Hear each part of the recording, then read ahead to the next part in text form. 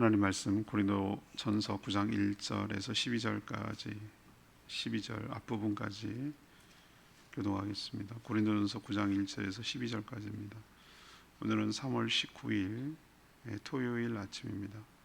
3월 19일자 본문 고린도전서 9장 1절에서 12절입니다. 신약성경 273쪽입니다. 12절 앞부분까지 교독하도록 하겠습니다.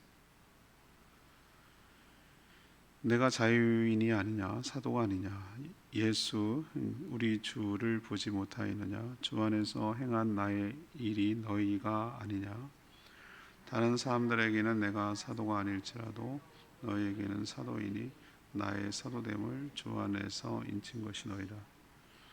나를 비판하는 자들에게 변명할 것이 이것이니 우리가 먹고 마실 권리가 없겠느냐 우리가 다른 사도들과 주의 형제들과 게바와 같이 믿음의 자매 된 아내를 데리고 다닐 권리가 없겠느냐 어찌 나와 바나바만 일하지 아니할 권리가 없겠느냐 누가 자기 비용으로 군복무를 하겠느냐 누가 포도를 심고 그 열매를 먹지 않겠느냐 누가 양떼를 기르고 그 양떼의 젖을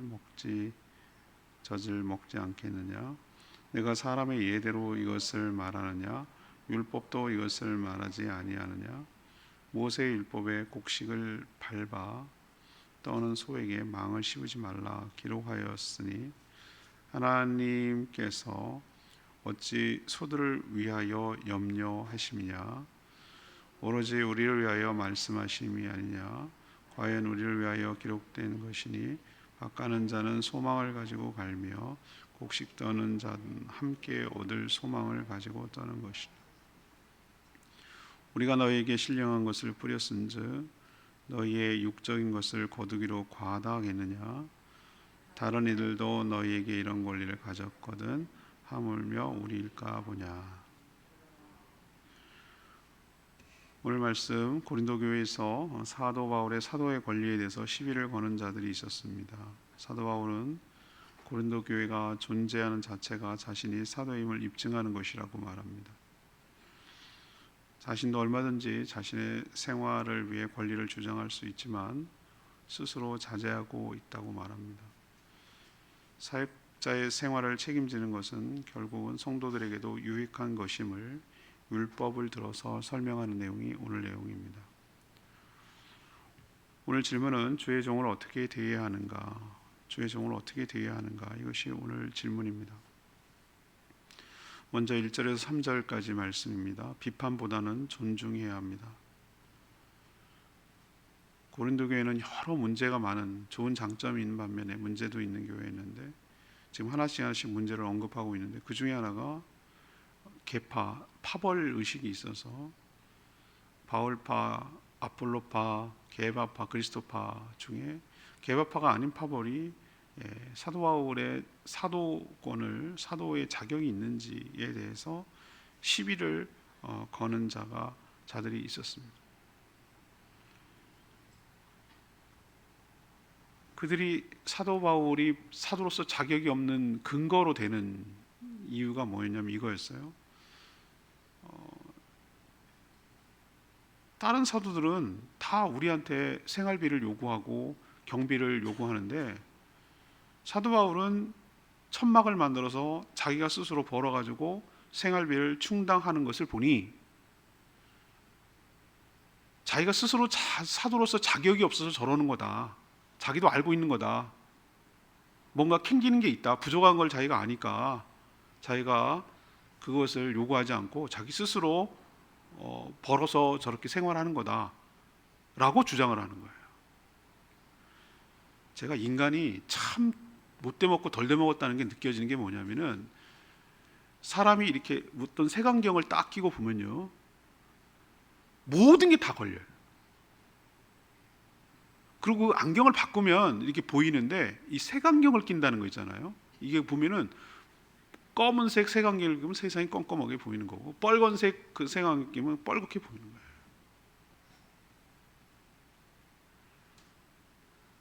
저 사람을 믿지 못하고 작심하려고 비판하겠다고 마음을 먹으면 다 걸려요. 다 모든 게 다 꼴보기 싫고 다 이래서 문제고 저래서 문제고 이래서 문제고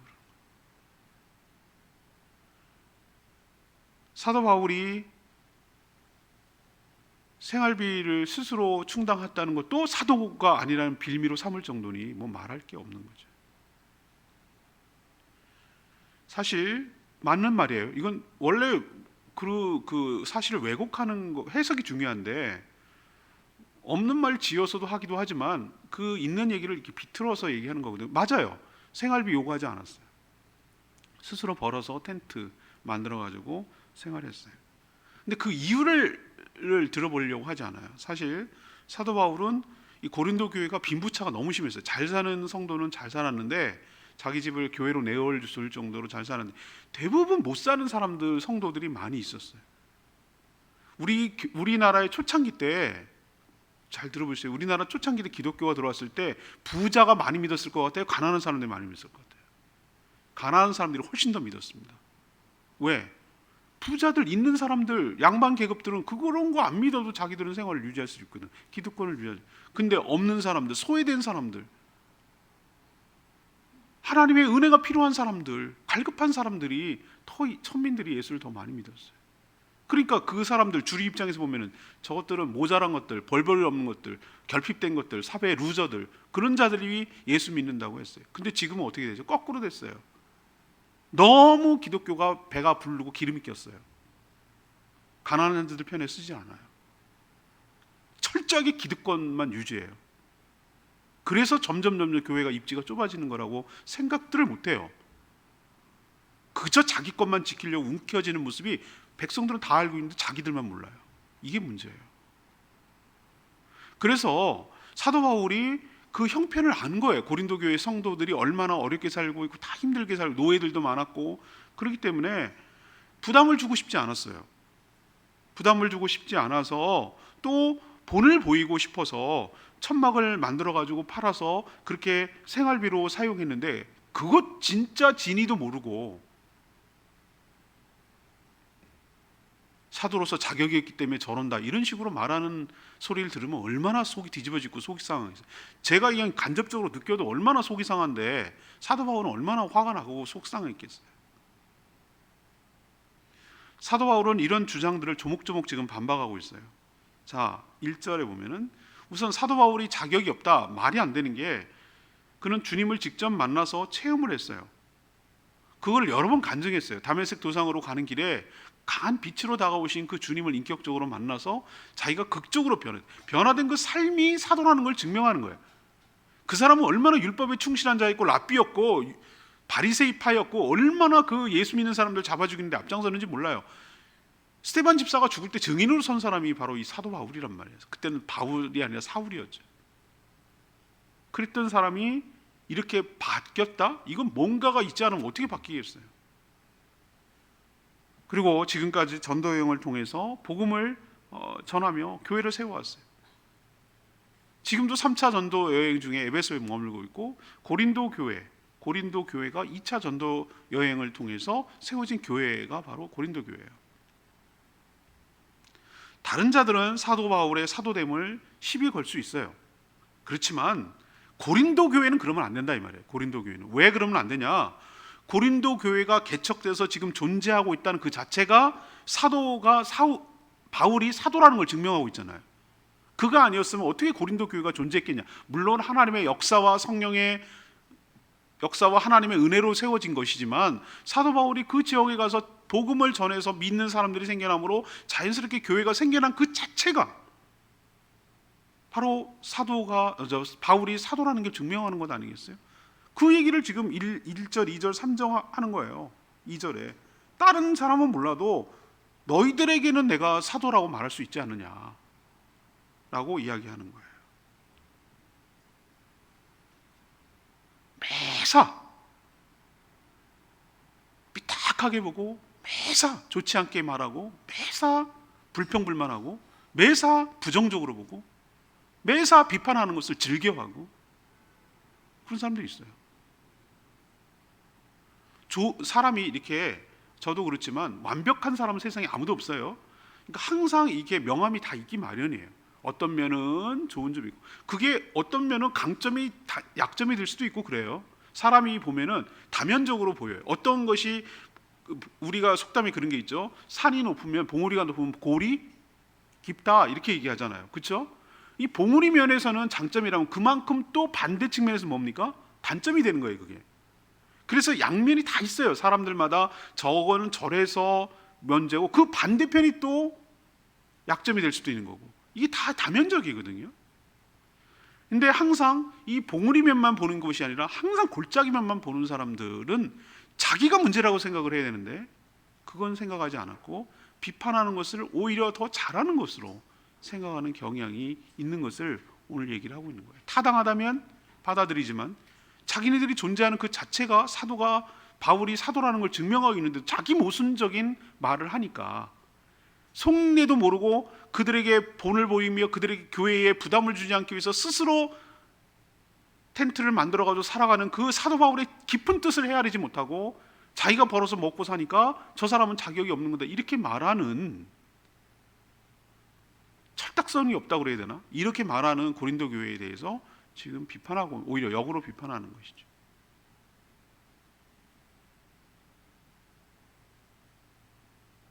우리도 부정적인 면, 비판만 하면 항상 그렇게 보이게 되어 있습니다. 그러나 사람이 다 군뱅이도 구르는 재주가 있다고 저도 가만히 쳐다보면은 모든 사람에게 배울 점이 있고 그 나름대로 사람에게 장점이 있고 좋은 점이 있어요. 그거를 먼저 보고 그것을 귀하게 여겨야 되는데 그렇지 않고 자꾸 단점만 얘기하고 깎아내림으로 자기가 높아진다고 착각하는 사람은 자기 자체가 불행해요. 자기 자체가 불행해요. 딴 사람이 피해자가 아니라 그러면 저 사람 막 공격하고 비난하면 저 사람이 깎아내리고 저 사람이 의미 생길 것 같습니까? 아니에요. 그 하나만을 둘은 모르는 거예요. 그렇게 말하는 자신이 자꾸 손상받고 깎아내려가고 자기만 힘들고 자기 마음만 지옥이 되고 자기만 어려워지고 자기만 좁아지고 이렇게 된다는 걸 정말 몰라요. 우리도 비판보다는 존중하는 마음이 먼저 바탕에 깔려 있을 때 좋은 관계를 맺고 하나님 나라와 몸된 교회가 잘 세워가게 될 줄로 믿습니다. 두 번째는 4절에 7절 어떻게 돼야 되는가? 주의 종을 생활하도록 보장해야 된다는 거예요. 생활하도록 보장해야 된다. 사도 바울은 군인, 농부, 목자, 일상적으로 그 직업 군이죠. 그 당시 있었던 이걸 사례로 들면서 이러한 것에 대가를 요구하고 받는 것이 당연한 권리라고 주장합니다. 당연하죠. 사실 그렇잖아요. 자기 비용을 들여가면서 군복무하는 군인이 세상에 어딨냐고요. 나라를 위해서 우리도 들어가면 뭡니까? 여러분 남자들은 군대 갔다 오면 딱 들어가면요 모든 것을 다 군에서 나라에서 지급합니다. 그건 다 세금이겠죠. 군 나라에서. 그래서 어머니들이 울어요. 뭐냐면 입대할 때 입고 갔던 사복을 택배로 다 보내거든요. 소포로. 그거 받아볼 때 뭐까지 보내는 줄 알았어요? 속옷까지 다 보내요. 나라에서 국방부에서 나오는 팬티, 러닝, 다 양말 다 줘요. 사적으로 이걸 쓰지 않도록 해요. 예. 그러고도 뭐 요즘 월급이 나 정삼이 얘기 들어보니까 50몇만 원에 내가 나자 뒤집어지는 줄 알았는데 제가 받을 때는 9,700원, 8천 얼마 뭐 그렇게부터 6천 얼마부터 시작했는데 세상에 요즘 50몇만 원에는 요즘 군대 갈 만해요. 그런데 그것도 주는 이유는 담배 사피라고 해요. 우리는 요즘 금연이어서 안 합니다. 그렇게 가서 PX 가가지고 빵 사 먹으라고 그걸 주는데 그것도 아끼는 사람이 있더라고. 아무튼 모든 전제는 뭡니까? 군인은 모든 생활은 누가 책임진다? 나라에서 책임지는 거예요. 그건 당연하게 생각하는 거예요. 당연한 거예요. 그건. 의무, 내가 그거 갖고 보수 받으려고 한 게 아니라 의무로 하는 거니까. 나라를 지키는 것이 나라가 책임지고 또 포도농 농사를 지는 농부는 어떡합니까? 당연히 애쓰고 여러분 모든 농사 그렇지만 겨울에 쉬는 거 아니에요. 겨울에 쉬는 농부는요 그건 볼 것도 없어요. 가을에 거들게 지금 뭐 하고 있느냐? 다 가지치기 하고 거름하고 뭐 여러 가지 작업을 합니다. 그러지 않으면은 가을에 튼실한 열매를 맺을 수 없어요. 겨울에 노는 농부 없어요. 정말 애쓰고 사시 자체를 그는. 또 이제 시기 시작하면은 농약 쳐야 되지 뭐 얼마나 많이 해야 될 일이 많은지 몰라요.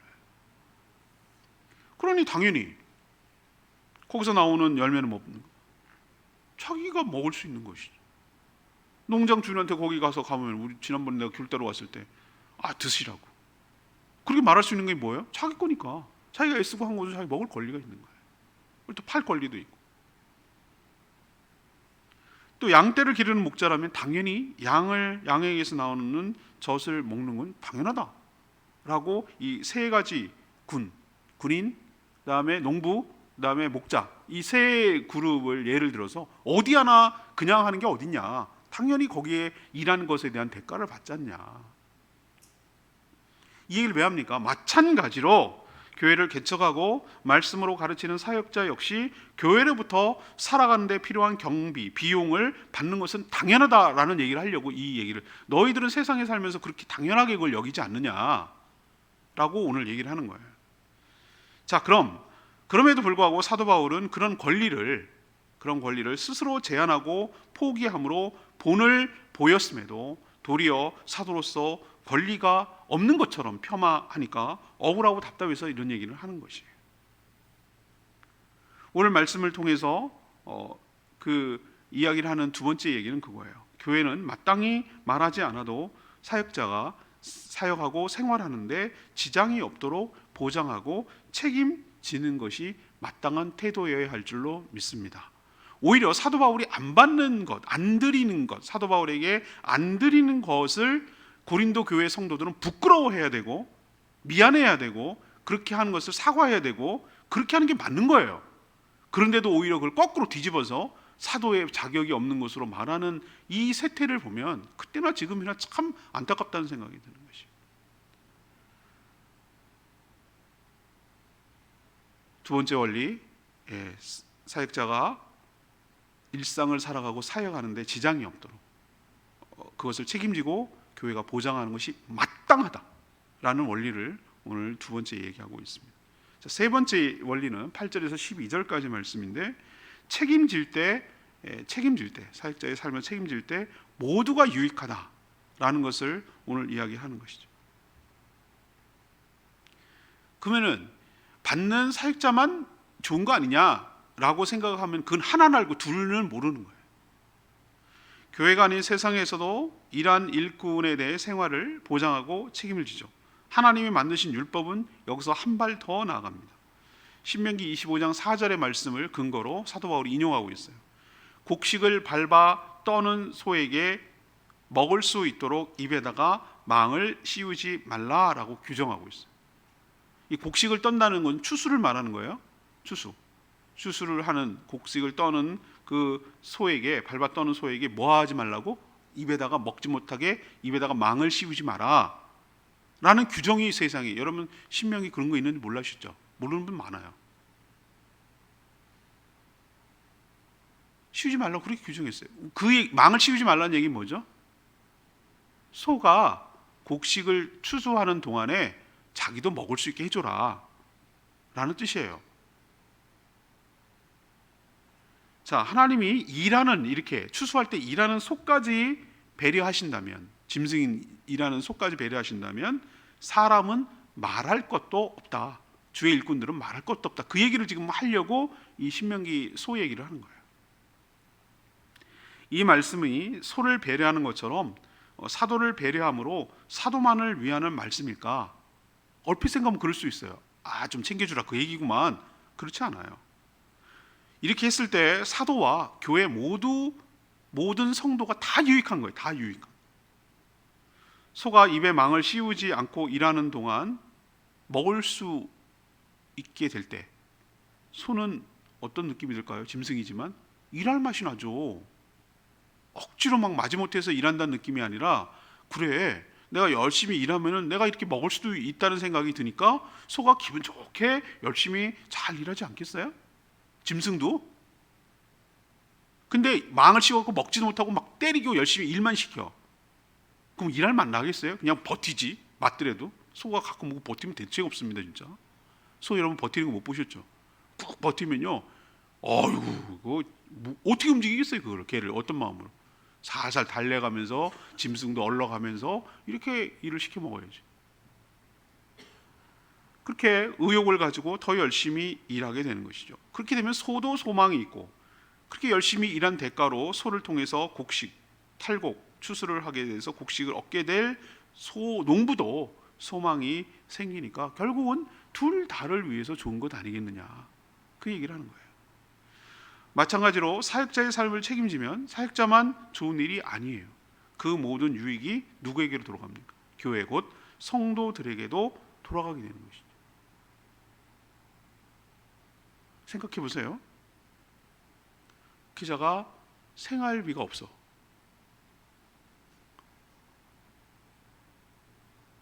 아이들 키울 수가 없어. 그럼 어떻게 되죠? 일하겠죠. 돈을 벌러 일하겠죠. 그럼 교회에 그만큼 더 집중하겠습니까? 집중 못합니다. 그 손에 누가에게 옵니까? 성도들에게 옵니다.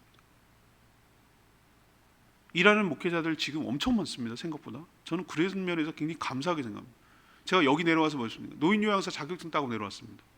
여기 와서 사회복지사 자격증 땄습니다. 어떻게 될지 몰라서 제가 일을 해야 될지도 모른다는 생각 때문에. 근데 하나님 은혜로 그렇지 않게 해주신 거 얼마나 감사한지 모르겠어요. 집중해도 될까 말까 하는 건데 일 때문에 분산되고 신경이 분산되면 그게 온전히 성도들한테 가겠어요? 말씀 연구하고 설교 준비하고 기도하고 그럴 여력이 생기기, 사람이라는 게 몸은 하나고 시간은 24시간이고 똑같은데, 그렇죠? 그 손해가 누구에게 오고 있냐? 결국은 성도들에게 온다 이거예요. 교회에 온다 이거죠.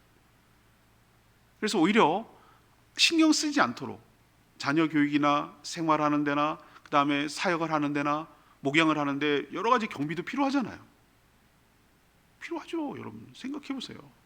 아니 책도 사봐야 되는 거고 좋은 정보가 있으면 그것도 알아봐야 되는 거고, 누구랑 누가 왔어, 그럼 누구랑 성도를 만났어, 그럼 어떨 때 밥도 사야 되는 거고 차도 사야 되는 거고 차도 타고 다녀야 되는 거고. 내 말 맞죠? 그게 다 필요한 거란 말이에요. 다 그 목회 활동하는데 필요한 얘기들이란 말이에요. 근데 그런 거를 과도하게 제한을 한다? 그렇게 됐을 때 오는 피해는 고스란히 성도와 교회에게 가는 것이, 하나는 알고 둘은 몰리는 거예요.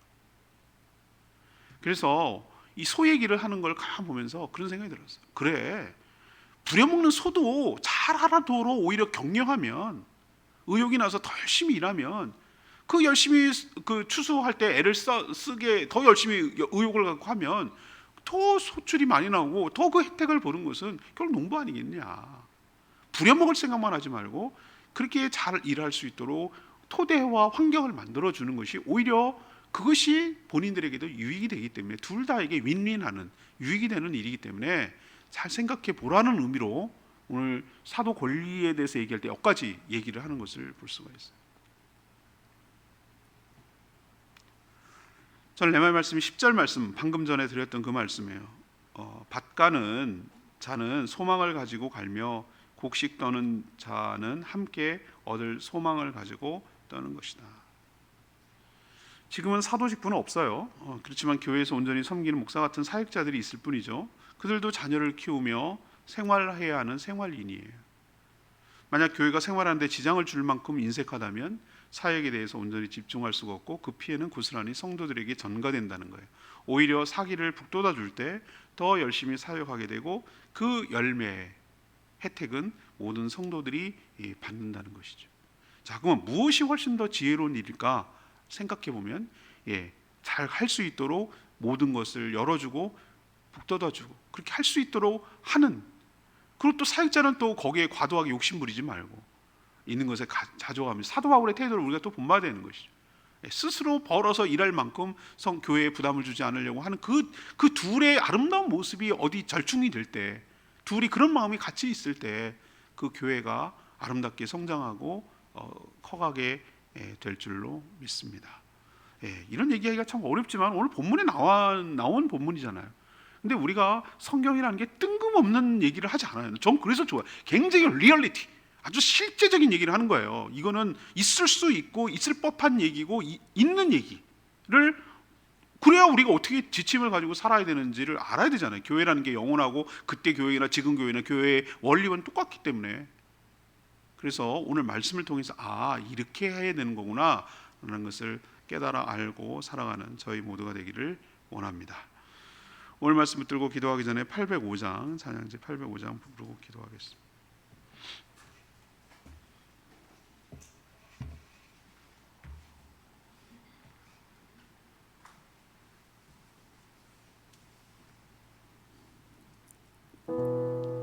해같이 빛나리 찬양지 805장입니다.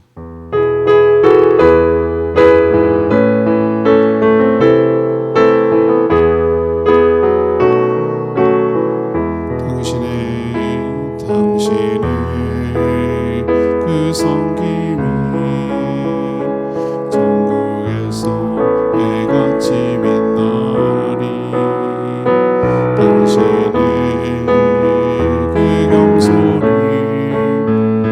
전국에서 해같이 빛나리 당신의 그 믿음이 전국에서 해같이 빛나리 당신의 그 충성이 전국에서 해같이 빛나리 주님이 기억하시면 족하리 예수님 사랑으로 가득한 곳에 전사도 흠모하는 아름다운 그 모습 전국에서 해같이 빛나리 당신의 그 순종이 전국에서 해같이 빛나리 당신의 그 사랑이 전국에서 해같이 빛나리 당신의 그 찬송이 전국에서 해같이 빛나리 당신의 그 헌신이 전국에서 해같이 빛나리 주님이 기억하시면 족하리 불타는 사명으로 가득한 곳에 전사도 흠모하는 아름다운 그 모습 전국에서 해같이 빛나리 그렇습니다. 오늘 사역자와 교회의 관계가 어떻게 되는지를 보여주는 것이죠. 비판보다는 존중과 사랑을 할 때 그 혜택이 오는 것이고 모든 생활을 책임져 줄 때 사역에 집중할 수 있고 그 혜택이 모든 교회와 성도들에게 온다는 것을 우리에게 가르쳐주고 있습니다. 우리도 이 원리에 따라서 교회를 운영하며 관계를 맺어가는 저희들 되게 달라고 주의 외치며 기도하겠습니다. 주여 하나님 당신의 그 섬김이 전국에서 해같이 빛나리 당신의 그 경솔이 전국에서 해같이 빛나리 당신의 그 믿음이 전국에서 해같이 빛나리 당신의 그 충성이 전국에서 해같이 빛나리 주님이 기억하시면 족하리 예수님 사랑으로 가득 찬 곳에 전사도 흠모하는 아름다운 그 모습 전국에서 해같이 빛나리 하나님 우리 모두는 허물이는 연약한 존재임을 잘 압니다. 비판보다는 존중하며 살게 하여 주시옵소서. 그래서 사단에게 빌미를 주지 않게 하여 주시옵소서. 교회를 위해 온전히 섬기는 사역자들이 생활하는 데 어려움이 없도록 배려하여 주시옵소서. 그것이 곧 교회를 위하는 일임을 알게 하여 주시옵소서. 생활하는 때 신경 쓰지 않고 전적으로 교회와 성도들만을 위해 사역할 수 있도록 힘쓰게 하여 주시고, 그것이 서로에게 유익한 이름을 깨닫게 하여 주시옵소서. 그러나 자신의 권리를 스스로 제한하여 포기함으로 본을 보이는 일에도 힘쓰게 하여 주시옵소서. 오늘도 간구하는 모든 기도 주님 응답하여 주시고, 주의를 준비하는 모든 손길을 하늘의 복으로 채워주시기를 원합니다. 사랑하는 성도들, 코로나 때문에 어려움 겪지 않도록 그들의 가정과 일터와 직장을 안전하게 지켜 보호하여 주시옵소서. 내일 거룩한 주일인데 모든 성도들이 함께 나와 하나님을 경배하며 예배하며 온전히 하나님을 예배할 수 있도록 축복하여 주시옵소서. 주님 손에 모든 것 맡겨드리며 예수 그리스도의 이름으로 축복하며 기도합니다. 아멘. 오늘 하루도 주님 은혜 가운데 살길 축복합니다. 충분히 기도하고 하루 시작하겠습니다.